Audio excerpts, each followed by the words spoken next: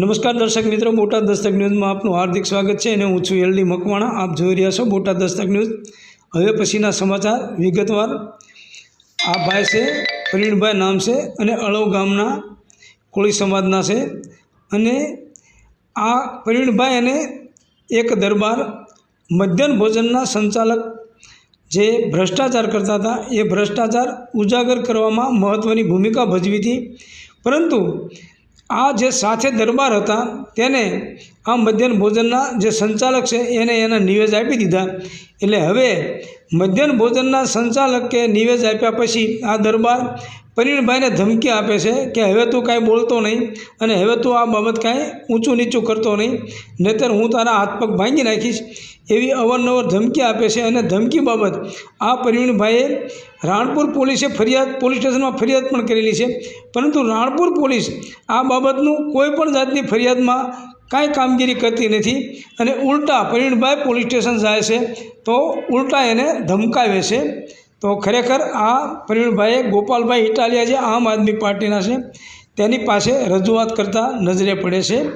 Botad Dastak news, LD Makwana, Botad.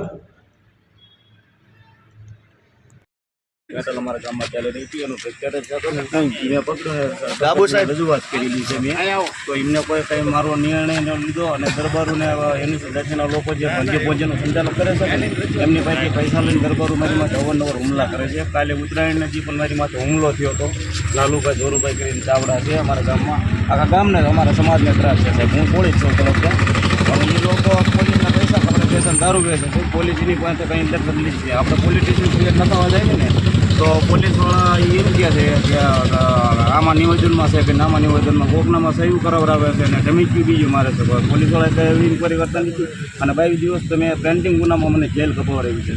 કયા પોલીસવાળા નામ યાદ છે? હા, ત્રણેયના નામ યાદ છે ને, જયપાલ છે, જાનીભાઈ છે, અજયભાઈ રાઠોડ છે અને દરબારુ જે મારી માથે હુમલો કરે ને એ મારા ગામના છે અને બચવાની બાબતથી અમારે બાજુમાં ગામ પાણીમે છે, ઉત્તરાયણનું અમારે રામામાં નહીં હળવ પાણી રાણપુર તાલુકાનું, ત્યાં બચવાના બાબતથી અહીંયા રામા મંડળ ચાલુ હતો ને એટલે હું અહીંયાથી ગાડી લઈને ભાગીને ત્યાં માનમાન પહોંચી ગયો। ગામના લોકોએ મને છોડાવ્યો એ તો મુસીબતમાં 3 દિવસથી મારા બૈરા છોકરા મૂકી ઘરે રહ્યો નથી।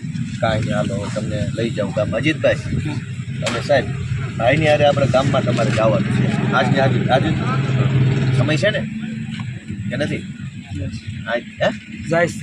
અત્યારે તો તમે શું વાહન લઈને આવ્યા છો? અમે ટુ વ્હીલર લઈને આવ્યા? કાંઈ નહીં, તો આજે છે ને ગામમાં જઈ અને જે કાંઈ મળવા જેવું હોય આગેવાનો જરાક મળી જાય। કોણ છે મને ખાલી નામ આપો? એ તો ભાઈ